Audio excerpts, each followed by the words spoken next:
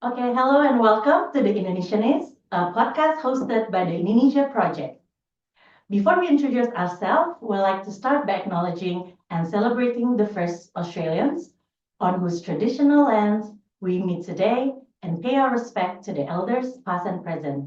And here at the ANU, it's the elders of Nunal and Ngambri people. We would also like to thank the Australian National University and Department of Foreign Affairs and Trade for their ongoing support for the ANU Indonesia project, one of the world's leading academic centers for research, policy development, and graduate training on Indonesia. And lastly, we would like to thank Pak Ariato Patundro for the opportunity given to us, to ANU PhD student almost graduating soon. Yeah, for hosting today's podcast with our exciting and distinguished Pak Chatib Basri, or we usually call him Pak Dede. I hope we can call you that. Sure. Yeah. So first, let me introduce myself. My name is Riandy Laksono. I'm PhD candidate in economics at the Crawford School of Public Policy, and my colleague here. Yeah, and I'm Vania Budianto. I'm also here doing PhD at the Crawford School in the Department of Resource Environment and Development. Sorry if we're a bit nervous because it's our first time hosting a Yes, it's our podcast. first week, but And we are almost graduating as a PhD student. So it's like this, if let's say we can do good job with the Yeah. podcast, maybe we can consider this Yeah. as a backup option.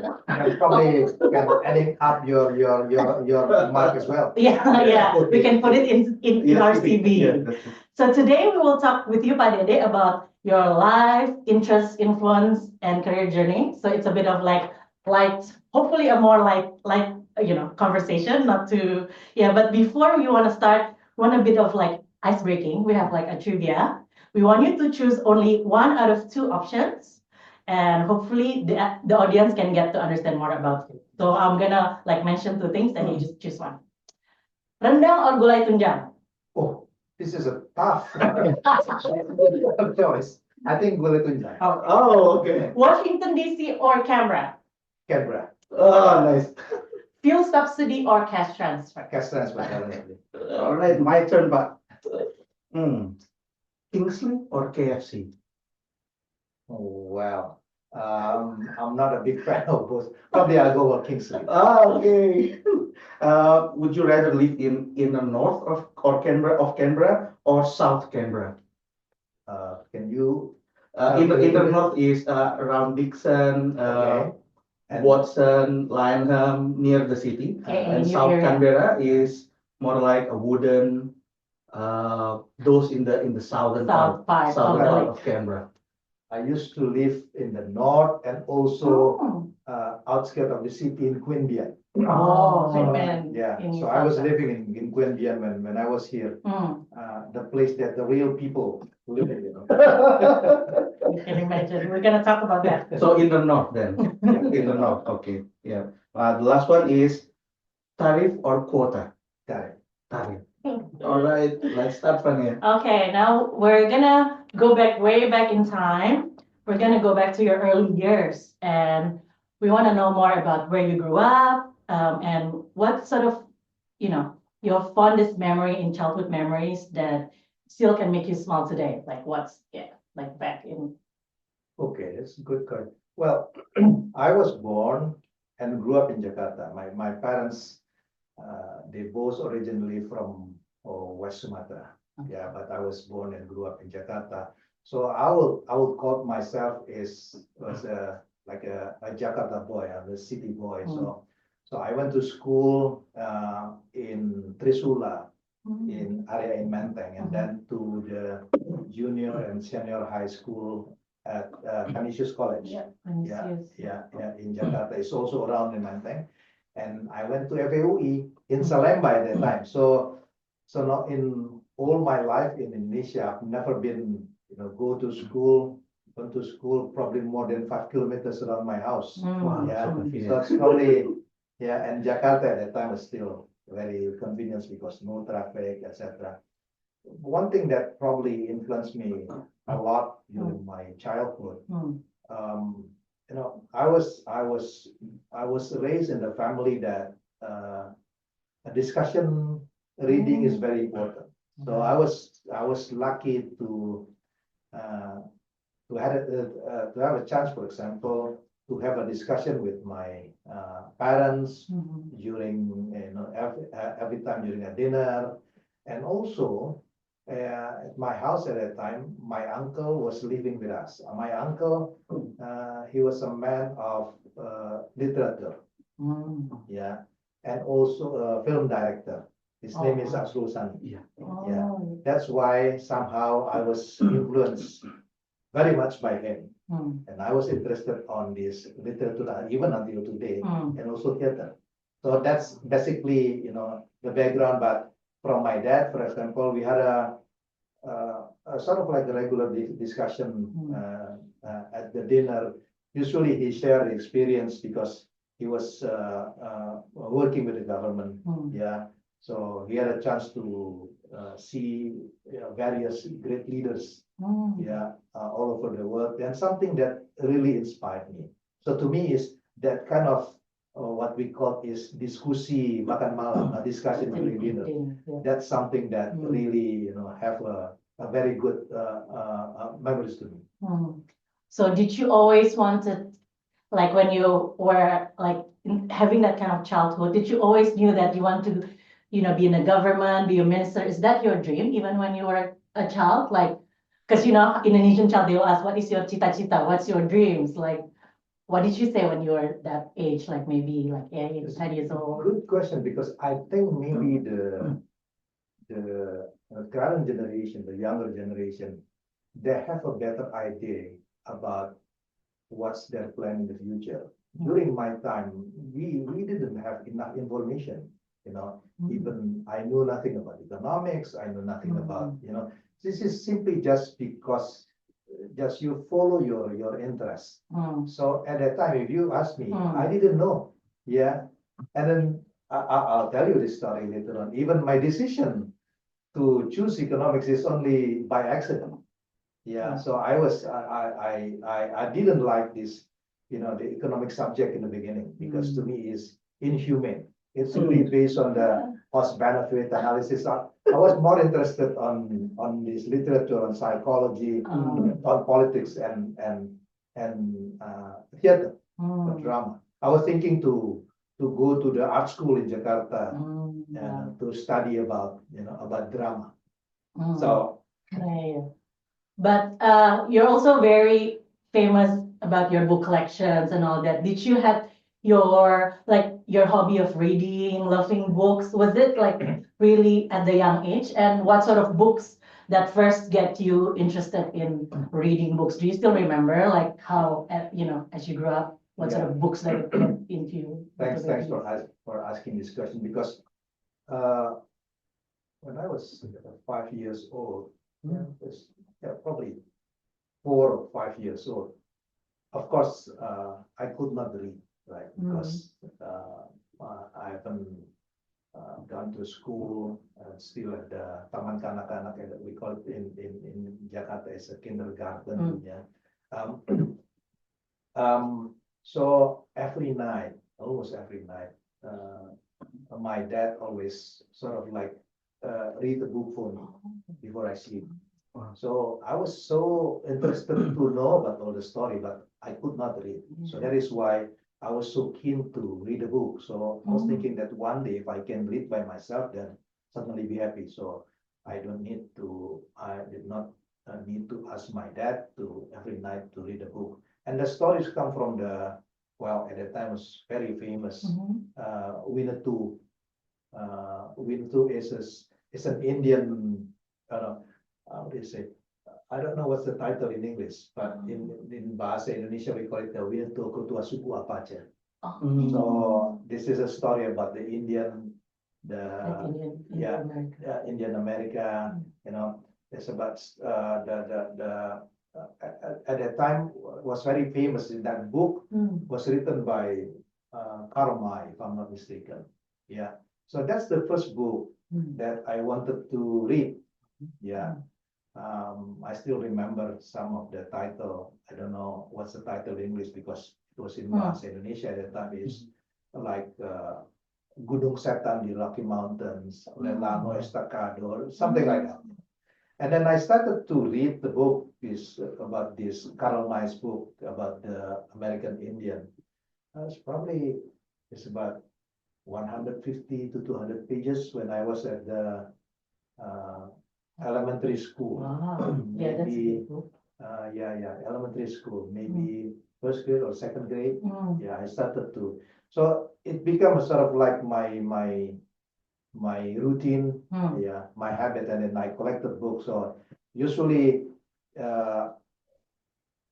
every year, end of the year, if I get a good grade, then my parents give me a gift that I could go to the bookstore, so I can choose some books. At that time, the was considered expensive, but maybe the young generation will be surprised because like the book about the Wintu, Mm. the Ketua Suku apa aja, probably the price was around 150 rupiah. Mm. Yeah, at that time. I'm not sure you're born already at the time. Huh? 1960. Oh, right. Oh, Okay. interesting. And that book has nothing to do with economics or politics, Yeah. those area that you are dealing with right now. Yeah. Yeah, but I think that makes shapes you of who you are until now, because books are like really. Yeah. And then Yeah. I've got so many books from my uncle. Yeah, because his work basically, so usually if I don't know whether they still exist or not. If Balai Pustaka publish a book, Yeah. Yeah. they send one copy. Yeah, for me, then I started to read about like Pintu Tertutup, the closed door from Sata when I was in the junior high school. Yeah, Wow. Albert Camus, and then so I was more into this literature than, and I hate economics. That's a good segue. Okay, so- Question. Yeah, please, Pak, please. Yeah. Yeah. After your discussing your childhood, let's move the time machine, if you want to call it that. Let's move the time machine a little bit forward to the moment nearing your graduation in high school. Before that. Based on my experience, usually high school student doesn't really know what to do, Correct. right? You also mentioned that you're still confused and whatsoever. Usually, this kind of feeling that I want to become this person or that person, that usually comes later in life. We have discussed that you are raised in this family that highly appreciative of arts, and your uncle, the late Asrul Sani, also was a writer and artist himself. You must have been like undergoing such a soul searching at that time, when you needed to decide where to go after high school. Could you please tell us and the audience a little bit more your soul searching experience? Because I would imagine that people in your school, in the private school, must have been thinking like going into law school, medicine, and business school, then later become investment bankers or top management CEO. But you rather decide to go to economics. Can you tell the story, or maybe like a tipping point or aha moment, what that drive you into choosing economics and later on become the famous Pak Dede? Well, probably I'm not a good example from the youngsters, the younger generation, because I was so confused about what was about what my future direction at the time. What I wanted at the time, I wanted to study about drama, about theater, Wow. in Jakarta School of Art. Yeah, but my parents did not allow me to go to school, to that school. Why? Because unlike today, the creative industry in Indonesia was so sort of like not like nowadays. You can sort of like make a living by being a sort of like doing something in the creative industry. So my dad, he said that, are you sure you want to go to this Jakarta School of Art and then study about drama? You should go to the so-called traditional way of career. So traditional way of career, exactly what you said. Either you go to law school, you go to economics, politics. Basically, the traditional, quote unquote, the conventional in the university, right? Then I decided, okay, because I like something that, related with human. So this subject must be very close interaction with human. So I was thinking to do a political science or psychology. Yeah, political science and psychology. Then I remember it was at that time we call it the Sipan Maru. Sipan baru ya. Yeah, is Sistem penerimaan mahasiswa baru. yeah, seleksi penerimaan So- mahasiswa baru. Oh, I don't know how do they call it. It's basically the selection to selection get for entered to university the in Indonesia. university, yeah, That. for the top universities. Yeah. So I put my first choice is political science. And I don't know at that time if you want to study at university, you have two choices: first priority and second priority. Yeah. Yeah. The first priority was political science, and the second one I was confused. So I asked my friend. So my friend said, "What's your main objective?" I said that I'm going to political science. What about economics? He said that. Well, I'm not interested in economics. Okay, economics. If you apply political science as first priority and economics in the second priority, if you do not get the political science, you won't get economics, because economics, Fakultas Ekonomi UI was so competitive at the time. Yeah, maybe the acceptance rate is probably around 1 to 40 at that time. Oh, wonderful. It's Okay. probably 2.5%. Yeah. So it's so tough.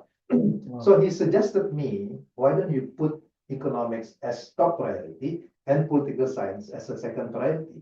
And I still remember, he even said that, let me tell you in bahasa Indonesia, translated into English. Pilih aja, lo nggak bakal diterima juga. So he told me basically, he said that, how don't you just put the economics as the top priority? Your friend doesn't have confidence in you. You will be admitted anyway. Then the University of Indonesia will accept you as the second priority. So I thought, oh, that's true. Yeah, I won't get admitted in the Faculty of Economics. Then I decided to choose. I put it economics as first priority and political science as the second priority. But now I was admitted at the Department of Economics. Then I know I was in trouble. Is that after you open the syllabus or? Well, because when it was announced, it was announced during that time. It was announced in the newspaper. Yeah. I saw my name. Yeah, I was so proud and happy, got accepted at the FAUE at the time. But then the next question is, how could I survive in the FAUE, because I don't like economics. Then I don't know whether if you ask me, I'll certainly be happy to explain how do I transform myself to. Yeah, that would be my second Yeah, question. So I was What's the story there? so as I said, I hate economics because Yeah. my perception about economics is about subject is always do sort of like what I call you do something not based on social Social reality. not social reality. You do something not because you want to help people or to Profit motive always. it's profit Yeah, profit motive. right. Yeah, yeah. Self-interest. Self-interest, Mm. something like that. And I don't like that one. To me, it's inhuman. Yeah, Wow. you always think about the profit and loss. You sort of like everything should be calculated, cost benefit, etc. So from the beginning, I did not like it. Then I started to take a microeconomic class. Yeah. My teacher at the time was Sudrajat Jiwandono. Yeah, Sudrajat Jiwandono. At the time, he was chief of bureau at monetary and fiscal in Bappenas. Yeah, Sudrajat Jiwandono. Then I started to learn about microeconomics, about opportunity cost. Then I learned something. Yeah, I learned something that economics is not about the finance. It's not about the profit or loss. It's not about the business. But to me, I learned something. This is about the theory of choice. Yeah. So anything has to do with choice can be explained through economics. Mm. Then I started to comprehend the idea of this economics concept in the day-to-day activities. Mm. Yeah, for example, let me give an example, Mhm. sort of like, and even I'm still doing it to explain to my students. Mhm. When you were young in the university, you still a boy like to sort of like chasing girls, Mhm. right? And then there is a term in Bahasa Indonesia, basically is playing hard to get. Mm. Game playing Yeah. hard to get. In Bahasa Indonesia, we call it the jual mahal, Okay. make it more expensive. Mm. That concept is basically could be explained easily by demand and supply. If your demand is high, then if when the demand is high, your price is expensive, then you can do a sort of like playing hard to get, Mm. right? But if there is no demand, don't try to do it. Ya, tahu diri, Pak. Exactly. Right? So that kind of is something that, then I can choose this kind of method to explain about the day-to-day, Mm. reality. For example, I wrote a sort of like a blog with Achok. I remember later on, but this idea came since a long time ago. How do we explain about, why people so difficult for people to exit from the unhealthy relationship or Toxic. the toxic yeah, Relationship relationship, we call it. Yeah. And then I could explain it through the sunk cost. Wow, yeah. Because if you start to have this relationship, you invest, Mm. Yeah, Oh, already yeah. invest too much. investment, right? Right. Then when the investment become too much Right, because right, this takes time, then it's not easy for you to exit from this toxic relationship. That's what we call the sunk cost. Yeah. Yeah. So with that kind of approach, then I started to like economics. This is something that not about the employment, not about the profit, not about the company, but this is about life. And you can explain this kind of model through economics. Mm. Wow. It sounds to me that you are a kind of person in your undergrad life, at least, that are into books, into academics life. Is that true, or you also have a balanced life in your undergrad life, in terms of maybe you're doing some political activism, or playing in a band or something? Tell me more about your life. I was basically was pretty much balanced. In fact, probably I spend more time on my student activity, Oh. activism. I remember now the good thing is when you study about economics, you study about policy and you understand about policy. Yeah. Then what you learn in the class can be used as ammunition or material for the student activism. Mm. Yeah, so this is embarrassing. Back on 1989, the government You just moved. did You just moved. 1989, the government decided to announce the electricity price hike. Oh. As student, I led the demonstration Wow.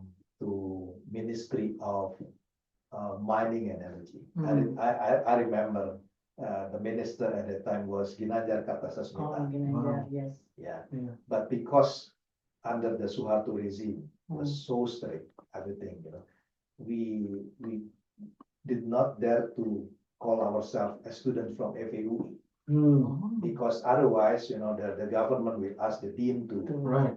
give a sort of like a sanction to us. So that means you cannot bring your jacket and No. everything. Oh, no yellow Okay. jacket at that That's time. why we called our group as the Kelompok Mahasiswa Salemba, Oh. as a group of students from Salemba. People will associate Salemba this Salemba with Okay. FAUI. So I was involved in that kind of Mm. activism. I got a network. We organized the national economic seminar. Yeah, Wow. basically because at the time we did not have this WhatsApp, right? Yeah, It was very yeah. difficult Yeah, for yeah, us yeah. really to communicate. So national, like student economic seminar, national economic seminar was being used to sort of like an arena or medium for the activists to come to discuss about various issues. Oh. And I still remember because at the time I was teaching assistant of the late Dr. Shahrir. Oh, Yeah. wonderful. Dr. Shahrir was a student activist, yeah, and then he was arrested in 1974 because the Malapetaka 15 Januari, malaria against Suharto at that time, and then he went to Harvard for his PhD and returned to teach at the Faculty of Economics. So I discussed with Shahrir that would like to have this national economic seminar, and I remember he suggested me to ask Faisal Basri, you know, to talk on that seminar. Wow. Yeah, you know, so I invited Faisal Basri. This is, you know, at the time scary. And why? Because Faisal Basri talked openly about, you know, how bad Suharto's government. And he openly mentioned the name. You know, at that time, nobody dared to. When I heard Faisal mention about, you know, Suharto's name, then I know we will be in trouble. Yeah. So he was always that vocal. Yes, since he enjoys it. 1989. So that kind of activity. And then I also was involved, pretty much involved in student magazine. Is it The economic? okay, Badan Otonom Ekonomika. So I was the chairman of the Badan Otonom Ekonomika. Such a legendary institution. Yeah. I was a chairman of that. So sort of like a balance, because that sort of like, you know, involvement and I was running for the Ketua Senat. Oh, The wow. student president for What is it? Okay. yeah, Wow. but I failed. Oh, Probably not popular enough because the idea for this student activism was not accepted by majority of students at the time. So I lost in the election. But that kind of activity. So because the you know, a balance between the doing a study and also student activities. So I was awarded to get the most outstanding student or POE 89 or 1990. Yeah, and then number 2 in whole UI. Yeah, because that's, you know, that sort of like was able to sort of like to balance between the. So it was not just by academic merit. No, It's also I was about more your interested. activities. I told you I was more interested on the than. if I'm not mistaken, it was called like mahasiswa berprestasi or something. Okay. And still alive until now. Yeah. That selection, yeah. Yeah. Okay, masih Yes, still alive. Okay, good. Yeah. Oh, such a colorful life you have Yeah, back so in your interesting. undergrad life. To end that section, I think I want to ask you more personally about who is the most intellectual person that you most look up to in your undergrad life that later on define who you are. Oh, many actually. First one is I mentioned Sudrajat Jiwandono because from him I learned the basic economics, micro and macro. Yeah. And then from Shahrir, Dr. Shahrir, I learned about political economy and student activism. Then later on, I worked as his teaching assistant and his research assistant. Yeah, that's on the. I'm a bit random, because on that both sides, and also Doro Jatun. From Doro Jatun, I learned Doro Jatun Kuchoroyakti. I learned the importance of the so-called non-economic factors in development. Because we economists, this is my personal opinion. Maybe my fellow economists disagree with me. We are quite arrogant, you know. So we put everything that we do not understand into one basket. We call it the non-economic factors. Yeah. If you do a regression, you put it as sort of like an error. Error terms, yes. Yeah. That's what we do. You put it as an error. We are so arrogant because so many, you know, economic policy was really driven or determined by this error term. Yeah.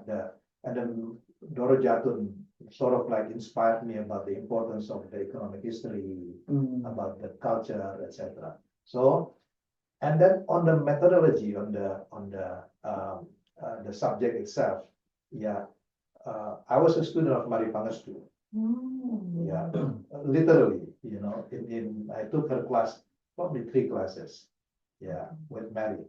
it's very funny because later on, we worked together and colleague in the cabinet, when one day she called me asking for budget, was difficult for me to say no. So I had to sort of to prepare a note to decline her request because She was as your a finance teacher. minister, I have to say that was very difficult because she was my teacher. And Iwan Jayadis. I learned about quantitative method from Iwan. Yeah, and then I wrote my thesis. We call it the scriptsy Yes, at yes, that yes. time. It's under the supervision of Iwan. Oh, I see. And the title is The Impact of Infrastructure Development on Non-Oil Export and Gas.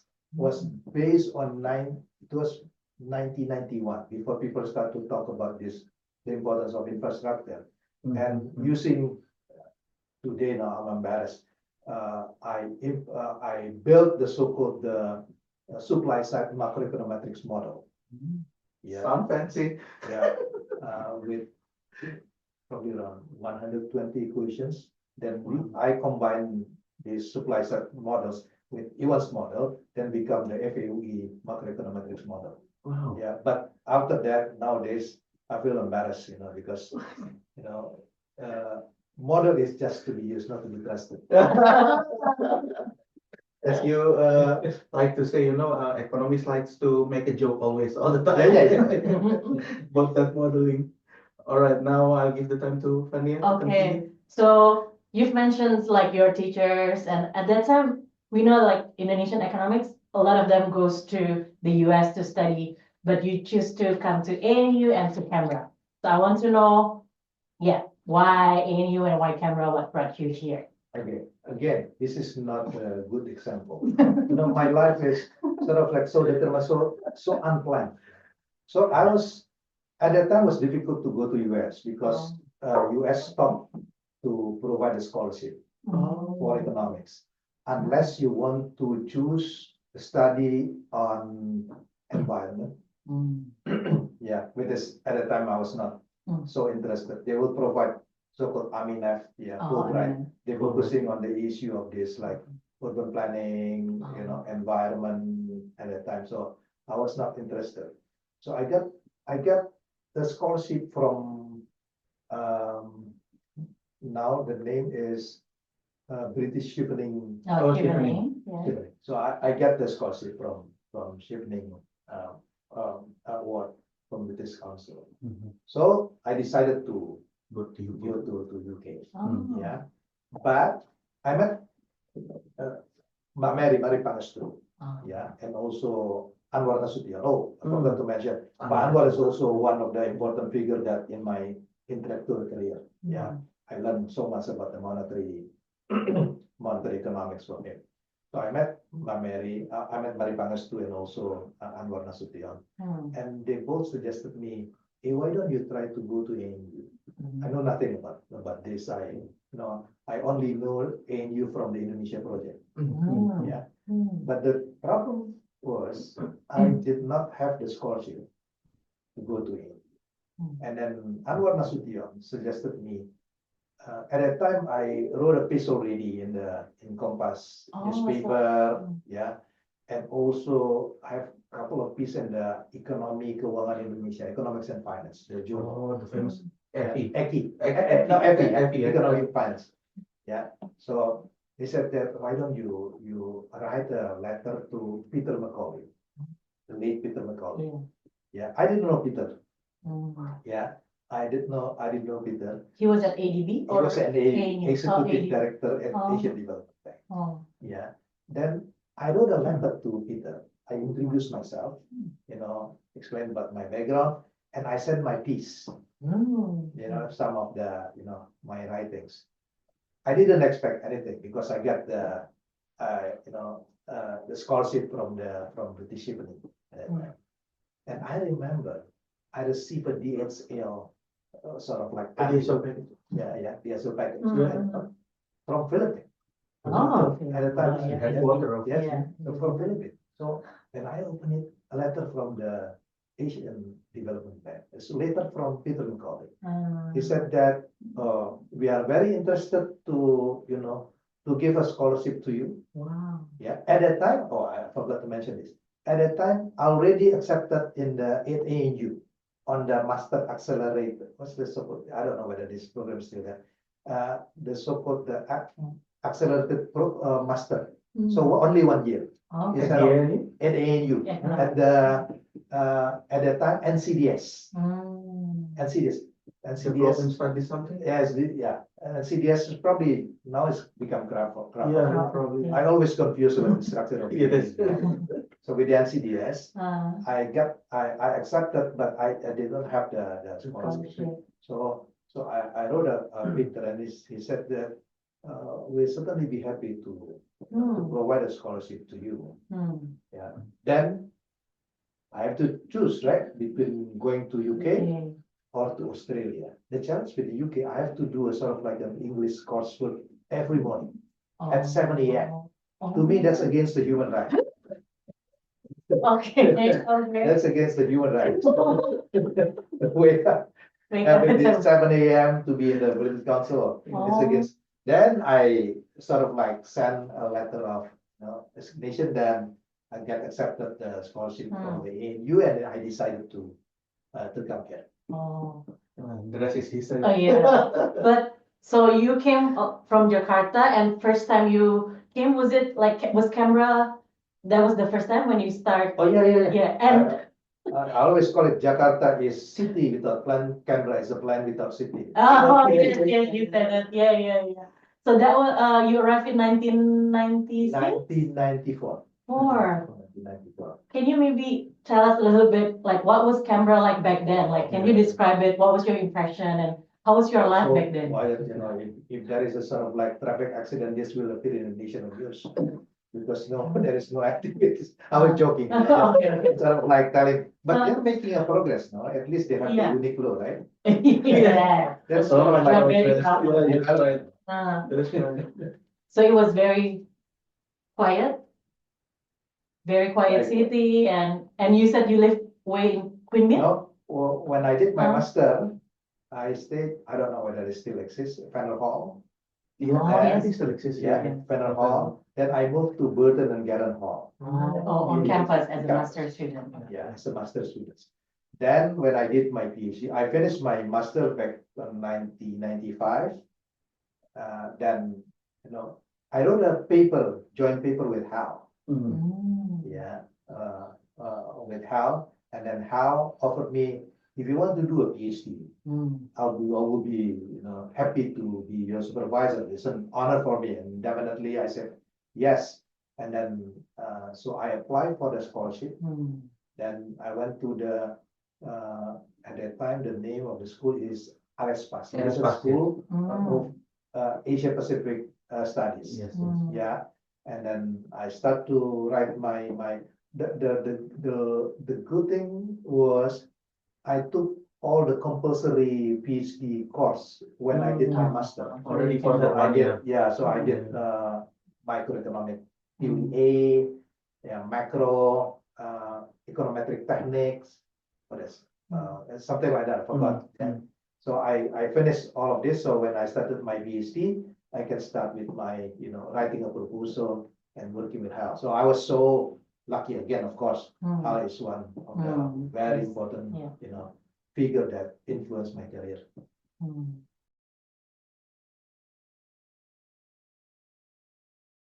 So life in Canberra at that time. So you were in here quite a long time, like 3-4 years maybe, Pak? When you're doing your PhD? 2 years for my master and 4 years for my PhD. Oh. So 6 years. 6 years in in Canberra. Canberra. Wow. But what was your life like besides, because for us, it's like PhD in Canberra. And now we, have a lot of activity, but yeah, was there just studying? Like, what were your days like? Did you do any part-time work or just? You'll be surprised that I would call Canberra is one of my favorite cities in the world. Really? Yeah. And you Seriously, travel so because much. I really, Like from the bottom of your heart? yeah, I really enjoyed, the surroundings, the environment here, because at that time as a student, that's the time that I feel that I can learn so much Mhm. when I was at ANU. Never been in my life like this, Every Wednesday, I don't know whether this activity is still, still exists. We have these regular activities of the Indonesia study group every Wednesday. Yeah, we Yeah. still do it. At the ARN room, seminar room A, yeah, Ah. and seminar room B, yeah, at the Coombs building. Oh, they move it to Nancy's library. I Oh, think. Yeah. And it's so informal. You can sit on the ground, wow. and every week there's always a sort of like discussion about Indonesia. At that time, not many, because it was under the Suharto era at that Yeah, time. yeah. A discussion about Indonesia is Rare. rare. Yeah. Yeah. So I've got all the informations, and then this really, because I'm not only learning about economics. Mm. Yeah, late Harold Krauss, for example, he was talking about the Indonesian politics. Yeah, and then when I started my PhD, I started exactly the same year with Marcus Mitzner. Oh, so you're I know Marcus exactly from the Wow. same cohort with Marcus. Yeah, so now, so Indonesia Study Group is a very interesting a place to learn about Indonesia on not only on economics but also on politics, anthropology, culture, etc. But we also have this economic seminar, which is it's a very tough. And I was lucky at the time because when I started my PhD, Max Corden was here. Yeah. Max Corden. Yeah, And Hal was my thesis advisor, but Max helped me a lot and sort of like really learn about the trade protection because he was the one who so-called the guru on Yes. trade theory, on the trade protection, right? Yeah. So you can learn with so many great academic here. Yeah, what's late George Payne. He was the one who sort of like calculated about effective rate of protection. So I was really enjoying my time here with the academic activities and then the student life. So was even though Canberra is very quiet, but it's a very interesting. It's a very interesting time. Yeah. So I don't know. I hope that maybe nowadays is even more likely for students here in the ANU. Yeah, because I was thinking like if you would if like now the younger generations come to you, maybe they get a scholarship, they want to do PhD, and if you want to sell Canberra to them and what's Why unique Canberra? about Canberra? Yeah. Because for us Why we go to know what it's Canberra? like Yeah. this is the You best kind of place. already stuck here and cannot choose anywhere else. Yeah, but how would you sell Canberra to those who are like the Indonesian audience? student, right? Yeah, Indonesian Indonesian students yeah. mostly like who try special. I would say that if you want to study about Indonesia, ANU is the best center for Indonesian studies in the world. Wow, that's a statement. Yeah, it's no longer in the US. Yeah, in the past, Cornell was a sort of like a center of the Indonesian studies. Yeah. Used to be also in Yale. Yeah, and Harvard with the SIID and Stanford. But recently after the end of the Cold War, I think if you want to study about Indonesia, you should go to ANU. Yeah, both in economics, the political science. So this is the thing that I always tell prospective students if they want to study about Indonesia specifically, you should go to ANU. And would you agree that like the interdisciplinary, like it's not just about your field of studies, right? But like you can learn about like other. Precisely. Yeah, precisely. yeah. And that's my experience Yeah. because I learned about anthropology from the Indonesia Study Group. Yeah, I interact with people at the time late Harold Krauss, Greg Fox. Philly, James Fox. Yes, yes. Yeah, so and then we have this kind of tradition every Friday. We went to the university house Yeah. for sort of like we are sitting together, drinks, with all the professors, and we can talk, we can exchange. It's a very good environment. Yeah. And I was lucky to have Al Hill as my Mm. supervisor. Every time I submitted my chapter, he said that no worries about it. Let's talk about it. Let's discuss about it next week. Now let's go to the university house. We can have Oh, that's nice. drinks. So we can. So it's very good environment. Right, right. Was there such a big Indonesian group as well, Oh, group yeah. of students? Oh yeah. Yeah. Students. Oh, the The, Indonesian the, the, student. the Indonesian student. No, they not not student. It's only people study about Indonesia at the time. I told Marcus Metzner, political science. Very Few. Not as not much. many, but the professors. Yeah. So many Indonesian, Yeah. experts. Mm. Yeah, like you mentioned about Jim Fox, the late Mel Rickleff. Yeah, Mel was the dean of the so-called the research school Asia Pacific Studies. Mm. Yeah, so and then the Indonesia project is so strong at the time, so many people join us. So that is why even Rose Gano, he's not a specialist on Indonesia, but they've done some work on Indonesia. Yeah, even Max Corden also, Peter Ward. Yeah, so we have so many academics. Yeah, great academics on the field.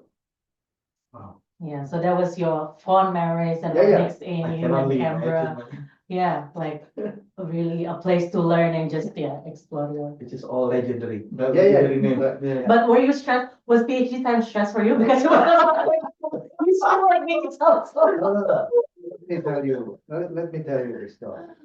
The most stressful part was nightmare was economic seminar.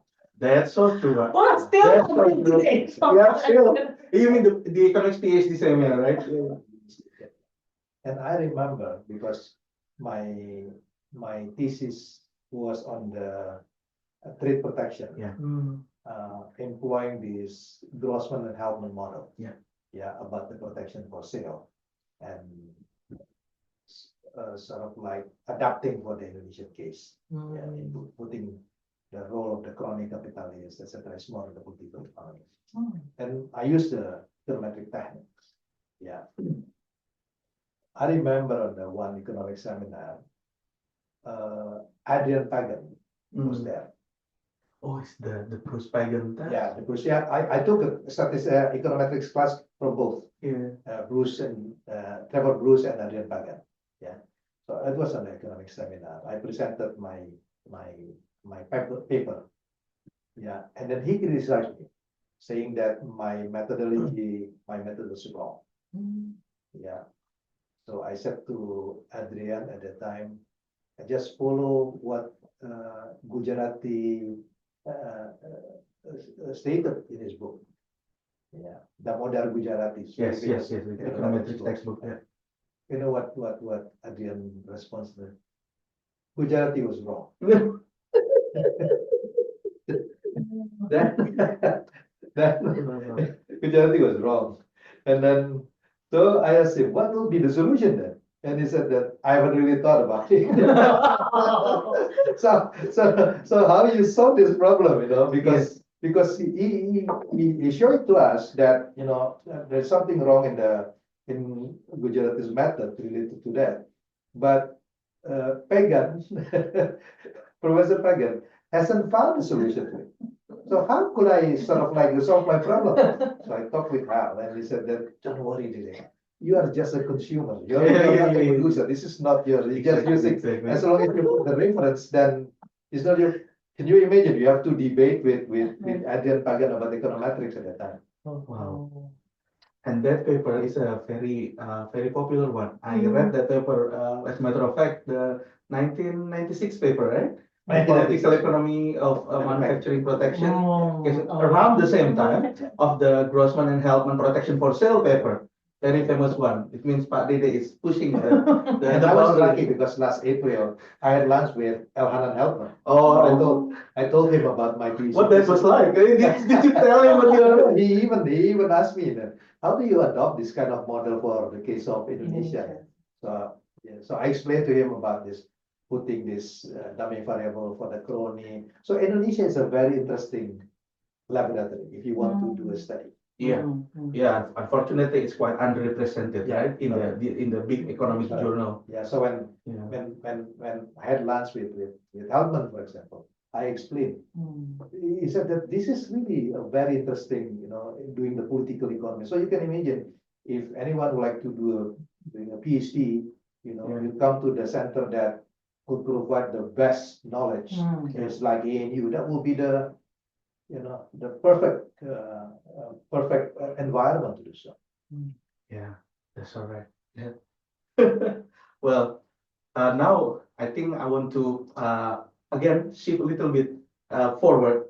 At the time nearing your completion of PhD program, right? I believe that would be in 2001, if not mistaken. Yeah, around that time, right?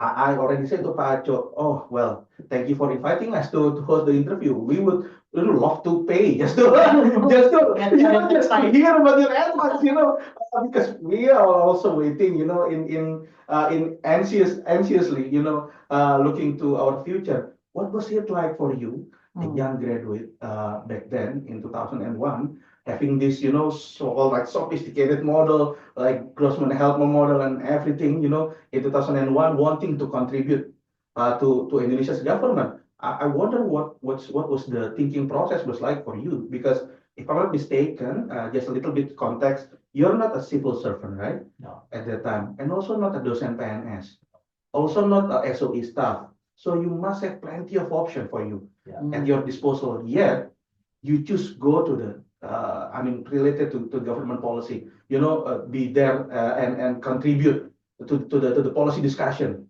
What was the thinking process, Pak, for you? Again, because my background, my student activism, I was interested on this issue of the political economy because that's really the core problem at the time about the crony capitalism.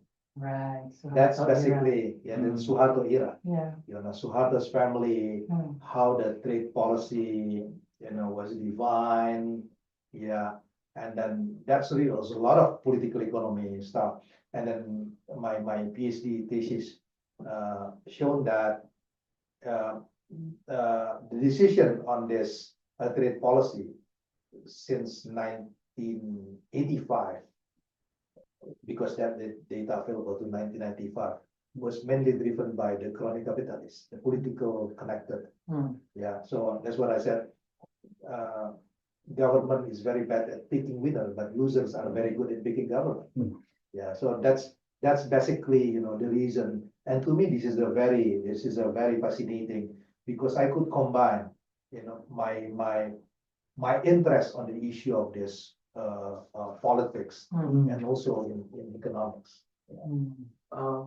Could you also remind us what was your first gig, straight out after PhD? What was your first job at that time? Okay, that's good. Because I was asked to return to Indonesia after finish my PhD. But Hal, he was not very happy if I return to Indonesia immediately. He was thinking, he asked me, he suggested me actually if I could go to Columbia University to do a sort of like a postdoc. Hal is quite close with Jagdish Bhakwati. I remember I met Jagdish Bhakwati in 2011 in Berlin. His first question to me, "You were a student of Hal Hill, right?" And I said, "Yes." "Oh, you are safe." Bhakwati said about Hal.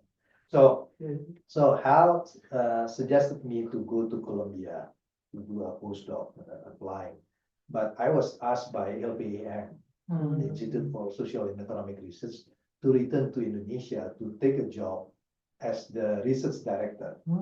Yeah, because Sri Mulyani, she left to US at the time 2001. Yeah, and Faisal also left the LPAM. So Professor Iksan was the director of LPAM, and he asked me, and I was sort of like, I was confused at the time, and I spoke to late Hadi Susastro, and Pak Hadi was here in Canberra. He said that, no, if LPM asks you to return to Indonesia, you should. go back to Jakarta. Oh, wow. But I said to, but I said to LPAM, before I return to Jakarta, could I do sort of like, doing the visiting fellow? Then I went to Singapore, to ISIS for a couple of months before I returned to Jakarta. Wow. Wow. I mean, that must have been your, the whole roller coaster, Yeah. right? Straight after PhD, that's usually where the most volatile time, for us, that freshly graduating. And also, you started your career in the trade policy, political economy kind of area, and then you later on shift on the discussion on middle class, social protection, also always talking about gender and environment. What was behind this shift in your thinking? Okay. I was a research director at LPAM 2001 until 2004. Then I become a director of LPAM. Yeah. So I have to oversee so many sort of like research topics. Yeah, that's Wow. sort of like I was focusing mainly on trade. And I had to do well. I was also interested even when I did my PhD also in international finance. And on macro. So, but at LPM, I mostly work on this, various issues very related diverse. to diverse topics, etc. Then in 2000, it was 2004. Yeah, 2004. I remember I was in the seminar with JICA. I received a call from Muhammad Lutfi, then the Kepala BKPM, the chair of the investment board, then Indonesian ambassador in Tokyo. So he called me, he said that, can you come to Cikeas because the president-elect would like to see you, to meet you.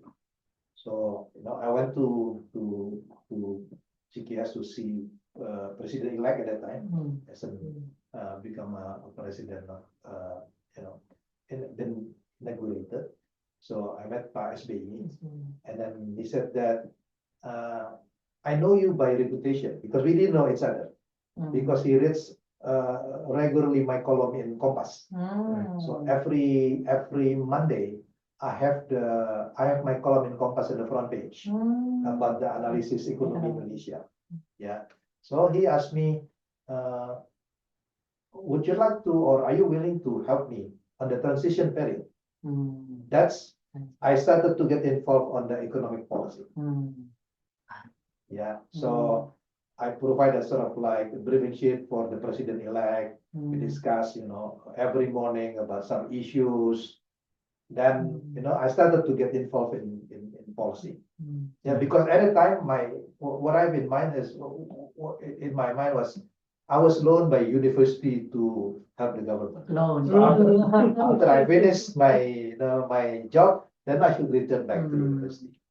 Wow. Wow, such a huge, career journey, and, addressing the volatility and then go back to LPM and then having this luxury to work advising the government closely.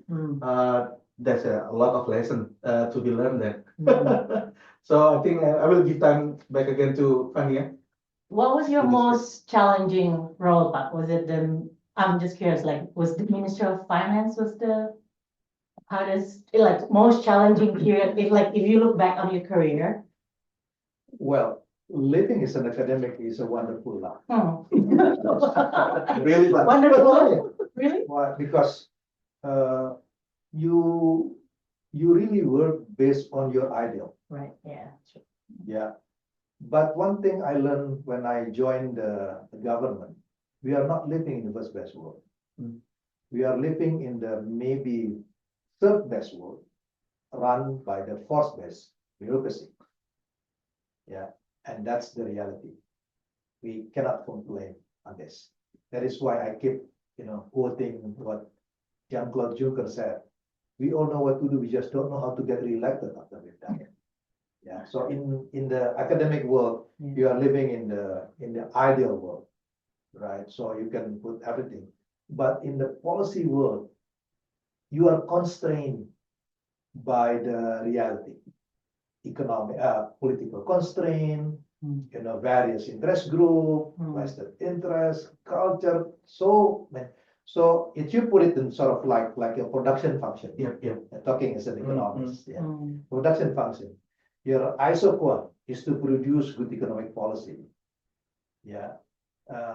but sort of like a production function with the isoquant. To make the objective is to produce the good economic policy, but you have a constraint. The constraint can be a political constraint, cultural constraint. So the question is how you can do the Lagrangian, the optimization, how to produce the good economic policy at the given constraint. And this is the thing that sometimes we in academic, we ignore it. You want to always shift the Exactly. isoquant without acknowledging the constraints that you live in. Right, because there is a limit sort of like the production possibility frontier, right? So how to sort of like to, and that's put me in the sort of like, I'm humbled by the reality. And this is not easy. So for example, back on 2013, just few days after I was appointed as a finance minister, Ben Bernanke decided to unwind the quantitative easing.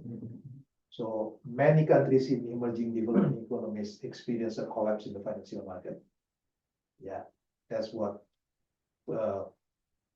people call the taper tantrum. And I remember we had a meeting at MOF. And I asked my team, what was happening? And they said that because Bernanke unwind the quantitative easing. Unwind the quantitative easing. So that's the reason. So this is external. And this is typical, the response from the government. If you are in trouble, you have something, and you said that this is external, right? But I asked to sort of like putting a table to compare series of countries, various countries. The interesting part is Thailand was not affected, Malaysia was not affected, Philippines was not affected, Singapore was not affected. The most affected countries only 5: Brazil, India, Indonesia, Turkey, and South Africa. This is the so-called the flavor 5. Then I said that no, it can be explained by external. Why these 5 countries, were hit the most from this, the taper tantrum. Then turned out it was a problem with the current account deficit. Current account deficit. Because we run with current account deficit about 4.4%, and then the market, if the current account deficit, this is the perception of the market, like it or not, was around more than 3%, they're gonna leave the country. Later on, I found out that the issue is not about the current account, but on the capital account side. It's okay for you to run a current account deficit, a big current account deficit, but as long as it's financed through the foreign direct investment, you don't need to worry. Because the foreign direct investment is less mobile, right? But if it is financed by the portfolio, if there is shock in the global and monetary policy in the US, then capital will leave. So we are running the problem of the current account deficit. So I went to the president, I explained, this is the problem of current account deficit. Basically, Pak, this is basically, when I'm explaining to Pak SBY, the current account deficit is a reflection of the excess demand. Because the demand is much higher than the supply, then we should import more. So the solution is very simple. Either you increase the supply, which is ideal, to solve this problem, improve productivity, etc. But this will take time. Beyond his term. Or we cut the demand. And then he asked me, so what do you mean by cut the demand? So this is in economics, we call it the expenditure switching and expenditure reducing policy. We should cut the fuel subsidy to lower the government spending. We should support Bank Indonesia, raise interest rate, and let the exchange rate to depreciate. It was a very tough decision because I remember what Pak SBY said. I understand about this economic concept behind it, but don't forget 9 months from here, we will have an election. But eventually after, sort of like I wrote a paper on this. So after so many meetings, we decided to adjust the fuel price. Yeah. I adjusted the fuel price by 45%. The Mm. student went to the street. Yeah. And I recall my, my student days when I led the demonstration. Yeah, definitely gonna do that. Yeah, I think that's very natural for a student to, Yeah, to react on the, The only band, the student, yeah. the student council, Executive, that the student executive that did not go to the street was FAU. Oh, at the time? Yeah. Because they understand the macro. Exactly. They understand the rationale to cut the subsidy. Exactly. Then the cash transfer. That was the very tough time, Mm. For about 2 months, I stopped reading the local newspaper. Oh. Yeah, I stopped watch the local news. I just watched the Asia food or something, travel and living or something like that. Otherwise, because if I read the local news, they criticize me all the time. I Right. recall in one of the cabinet meeting, the president asked me, how's the economic situation nowadays? We hadn't got the data from the PPS, and I said that it's improving, Pak. So Pak SBY asked me, how do you know? At least the number of people who said that I'm idiot at the Twitter is decreasing. That's sort of like, And you already active at Twitter at the Yeah. time? Oh, right. Oh, yeah. Okay, now I'm going to talk about more on the policy side, and in your different role. You're someone who's now still in the World Bank Advisory Council on Gender and Development, and bringing your global and local perspectives on this issue. What do you think is the fundamental challenge in Indonesia on advancing gender equality through policy? Because, like, for example, like female labor participation in Indonesia. So, yeah, I mean, yeah, we want to know, like, from an economist point of view, because, I mean, for us, like, those who work on advocate on gender, it's very challenging, very difficult with the traditional gender norms and all that. What would you think a concrete thing that the Indonesian government can do in terms of addressing gender equality? a couple of things here. I'm glad you raised this issue. This is also one of my interests here. Mhm. The first one is I agree with you. It's about norms, about culture. This is not only unique in Indonesia, but if you said this is about culture, Mhm. then how can we explain, the same thing also applies in Africa, in Latin America. So what kind of culture, right? Yeah. Yeah, except you want to sort of like come up with something that universal. Mm. It's about the, the patriarchy or something like that. Yeah. That's one thing. But as an economist, I think somehow we can sort of like help to address this issue, not sort of like entirely solve the problem, is by introducing the so-called the home technology. Because again, I'm being realistic with the cultural constraint about the norms. I hate to say this, but the reality is, in many cases in Indonesia, women spend more time at home to sort of like taking care of Yeah. the child, etc. Right? So it's not easy for them to participate in the female labor market, But if the government can support the so-called the home technology, they can do their work from home.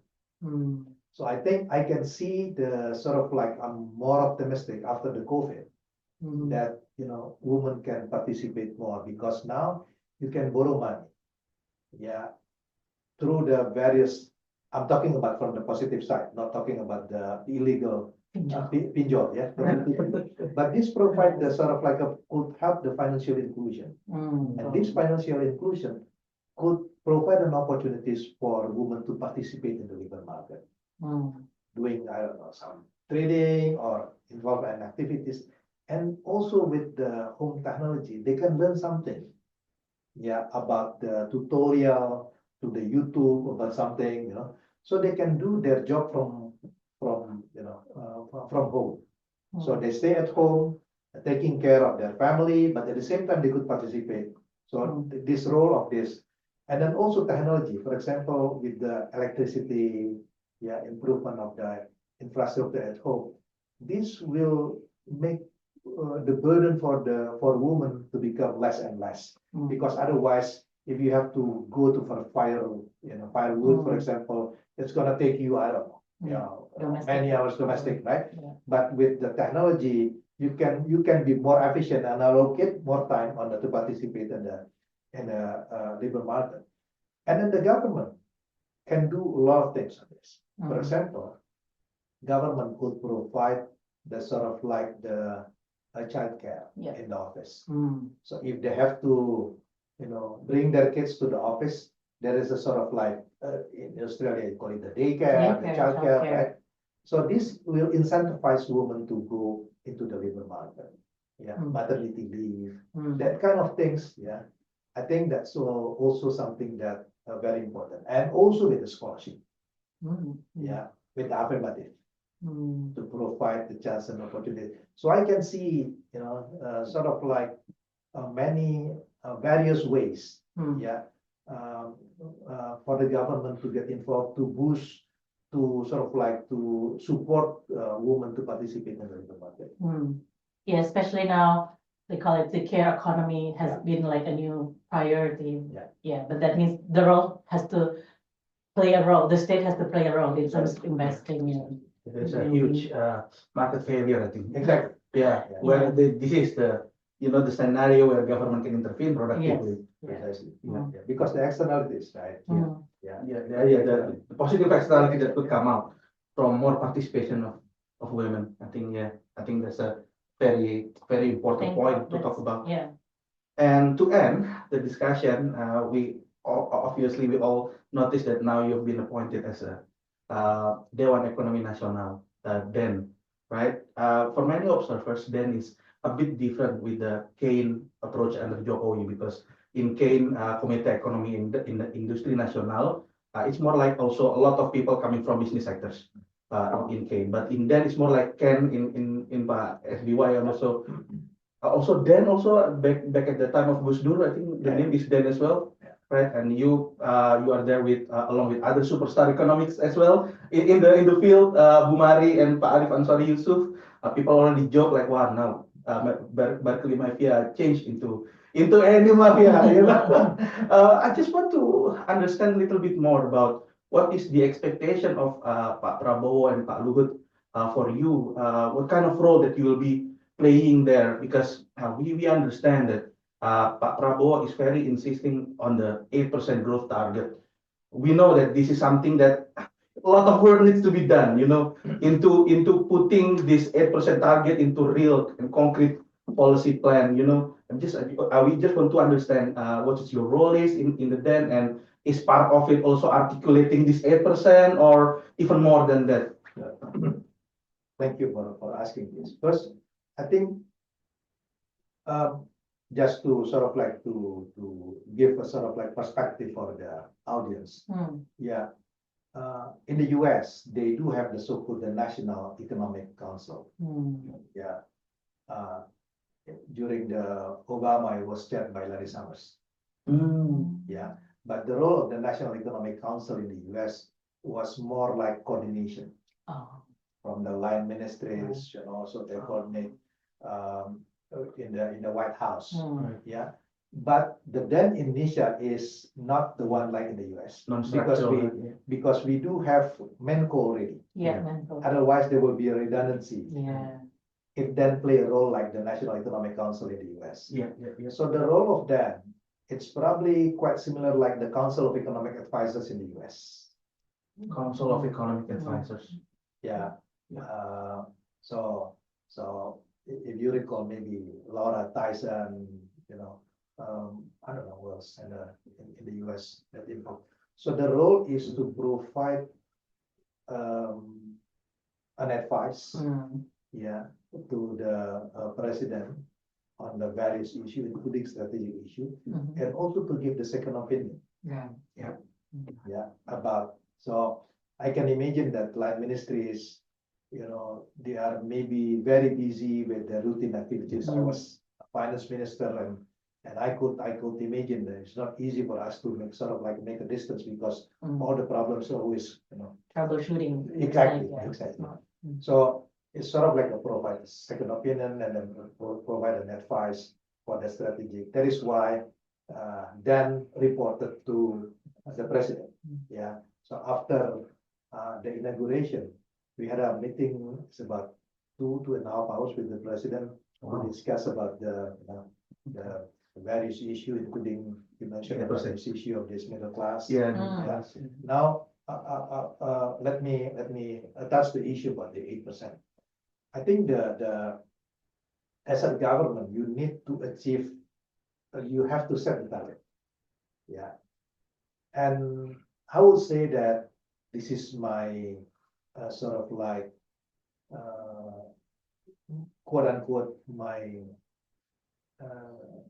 debate with the colleague here at ANU. Yeah, because I do understand that my good friends at ANU always said that 5% is great because they are looking from the global standard. Yeah, if you're talking about the global standard, 5% is excellent. Yeah, but I said to my former, this is advice about health, and I said that don't forget that country like Japan, Korea, Taiwan, China experience a double-digit growth in the past. Like Indonesia, we never had an experience of double-digit growth. Okay, and by 2050, Indonesia will start to enter the aging population. So there is a risk for us if we fail to accelerate the economic growth, is to all to get rich. And that could be dangerous. Why? Because at that time, maybe the number of people in the labor market will decline, tax revenue will decline. But at the same time, you have to spend a lot of money for the Medicare, for the insurance, so you are facing a sort of like a huge budget deficit, unless you could accumulate savings. So to me, accelerating economic growth is necessity. 5% is good, but not exceptional. Now, the question is, you can talk about any number, 6, 7, Bapenas mentioned about if you want to avoid of course, this sort of like the subject to debate, the so-called the middle income trap, then you need to grow by 6 to 7%. President Prabowo mentioned that he would like to see at the end of his term, so in 2029, the economic growth could achieve about 8%. Now, the issue is not whether this is possible or not possible. The important question to me is how, right? Because you can talk any number. That's the target. Yeah, you can set the target, but the most important question is how to do it. Then, let me give a sort of like giving just a simple number to you. If you want to grow by 8% at the given current investment ratio nowadays, you probably need investment over GDP around 54%. 48 minimum. Yeah, 48 minimum. Yeah. Then you are talking about maybe if GDP in Indonesia is 23,000 trillion, you're probably talking about 12,000 trillion, right? Investment, nominal investment. Yeah, nominal. Yeah. And then look at the current investment nowadays. It's maybe about 8,000 something. So if the government would like to achieve this 8% growth, they need to double the investment. So you're talking about the investment side. Now, let's look at what happened on the savings, because this investment needs to be financed by savings, right? If you look at our domestic savings now, gross domestic savings is around 37% of GDP. Yeah, so it's probably around 8,800 something. I graduated before the ChatGPT or Google, so I can sort of like a calculation of my. You must be going everywhere without looking at the Gmails. So there's probably around 8,000, almost 9,000. Yeah. So there is a gap between the saving and investment, and this is, as you are a student of economics. The saving investment gap is a reflection of the current account deficit. And back to our previous discussion again. Nowadays, if you have the huge current account deficit, people will not sort of like reluctant to put the money in the portfolio unless it is financed through the FDI. And our FDI is not that great anyway. Exactly. Yeah. So the first solution is, if you want to grow by 7 or 8%, you have to be open to foreign direct investment. Yeah.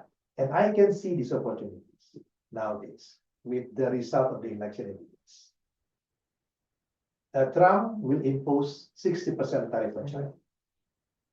Yeah, and maybe the US will also start to investigate the trade surplus with many Asian, that's Southeast what- Asian countries, maybe, I don't know, including Vietnam. Yeah, Mhm. under this kind of situation, the rest of the world, except China, will be imposed between 10 to 20%. Mm, Yeah, yeah. so you have a big gap about this tariff Yeah. rate, the difference, right? Yeah. So this will incentivize the relocation of the investment from China to somewhere else. I remember when I was the chairman of the investment board, now as Minister of Investment, there was a flood in Bangkok, and then Toyota had to stop the production because of this flood. So I went to Tokyo. I met the CEO of Toyota, Akio Toyoda, at the time.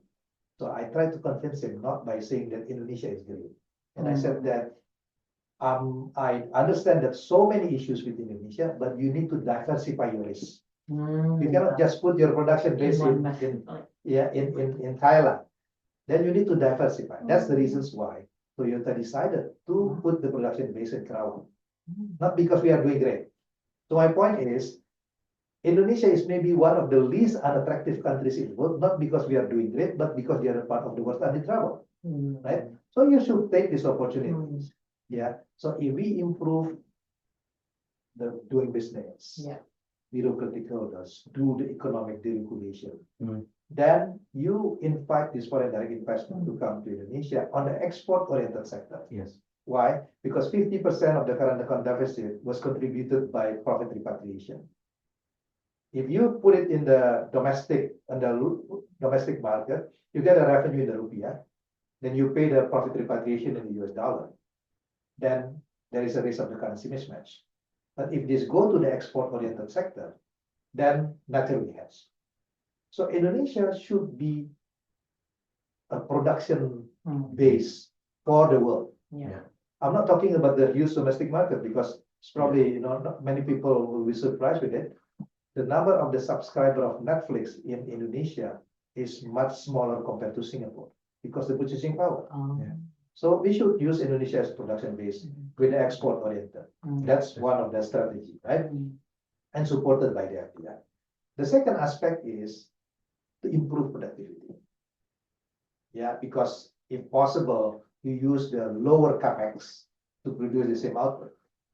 Yeah, so it's more labor intensive, more productivity, and what you need to do is to improve the quality of human capital. We have the LPDP, but I do understand this. This LPDP will take one generation to have an impact, 25 years. So what the government can do, why don't you ask the private sector to provide the training? Yeah, because there is no way the government could provide the training. They don't have the capacity, they don't have the equipment. And then you give the so-called industrial policy, to me this is justified. You give a double deduction for tax. If you want to do coding, you ask Google to do it. If you recall in the 80s, most of the Indonesian bankers were Citibank alumni. Yes. Right? So because they had a very good executive development program. So we could repeat the same thing nowadays by providing a double deduction for tax. If they do training, they can sort of like get the double deduction of this, the expense. The regulation is there, but the challenge is with the tax office. Yeah, they're still reluctant. The second part is to continue to build infrastructure, but the effective one. We learned from our experience in the past. We built airport in the middle of nowhere and no road. Yeah. Right? So planning is very important when you build the infrastructure. And last but not least is governance. Yeah, I always, even when I was in the cabinet, I said to President Yudhoyono that one of the reasons of why many Indonesians become religious is because they have to deal with it. That's right. If you apply on the investment, it's like a black box. Yeah. There is nothing you can do except pray to God. Right? Yeah. So the government should address this issue. Yeah. So with these kind of things, you can talk about 6, 7, and 8, but the opportunities is there, and the government should move into that direction. Yeah. Yeah. Even though it's such a big if, right? It's a big if. Yeah. But you have to We try. have to do it. Yeah, you have to try. Otherwise, there is a risk for us is too old to get rich and will be in trouble. So there is still a reason to still being optimist. We have With to. all of this. Unfortunately, we don't have the luxury to sort of like, no, the point is not about the optimism or pessimism, but how to push the sort of like the policy into that direction. And you think this is a right moment? I mean, Pak Prabowo still have a high political capital and all of that. Exactly. Yeah. Yeah, exactly. And we have to. Mm. Well, we don't know what will be the result, but we have to sort of like push into that direction. To the right direction. That's right. Okay. Vania, any more We're burning almost at questions? the end because we're already 1.5 hours. Maybe just on a very light Yeah. questions after a very heavy economics policy. But if you go to, because you visit many countries and all that, and if you want to have to promote about Indonesia and why people come to Indonesia outside Bali. So last question, what would you say unique about Indonesia that people needs to come and visit? You're talking about, can I give a perspective from academic perspective? Boleh, Pak. Okay. Boleh. Yeah. Boleh dua-duanya. Okay, let me talk from an academic perspective. Indonesia is a very good laboratory. Why? Because we learn in theory how to implement policy in the established world, Mm. right? So when I was a finance minister, I said to Madame Lagarde, Christine Lagarde at the time, or President Jim Kim, Mm. you know, recommendation made by the IMF, always perfect, firstly. But the challenge is, it can only be implemented 15 years from now, because the institution is not there. Now, from an academic perspective, this is a very good laboratory. How to implement the policy in the less established institution. Mm. And you cannot find, you know, many sort of like literature on this. Mm. Economic theory provide a sort of like a direction on how to impact reform on something, but they are silent on how to do it. Yeah. Yeah, this is a vast area that you can explore, you know. So even I said that, you know, the challenge for a country like Indonesia, never recommend Star Wars policy into the Jurassic Park institution. What we need in the short term is best fit, not best practice. But later on, you can talk about the best practice. That's for the academic perspective. This is a perfect, you know, perfect country to do a study. Yeah. The second aspect that, you know, I can see really the potential of this diversity. I don't know, even I myself, I'm a little embarrassed. You know, if you're talking about this, I'm not promoting about, you know, become part of this Ministry of Pariwisata, but, you know, I got a chance to go to Raja Ampat, not only Bali, Labuan Bajo, Palawan. It's brilliant, you know. Then I realized this is so beautiful country. We can sort of like promote this is wonderful. Last but not least, to me, this is very important because related to your first question about the gulai tunjang. Yes, the Padang is food. Yeah. Indonesian food. Rendang diplomasi or Yeah. whatever. Yeah, we have to do rendang diplomasi. Okay, Pak Dede, we thank you so much for your time. Yeah. It's such a great honor to be able to interview you. Yeah. Also, thanks for giving us a free lecture, free experience. Yeah. You know, in understanding what is your thinking. You know, And not many podcasts Many also discuss about milestones. like Canberra life. Yeah, so I think it's One of a kind. One of a kind podcast. thank you, Pak Dede. Like it. Thank you, Pak Dede. So wish you all the best. Yes. Thank you, Pak. you.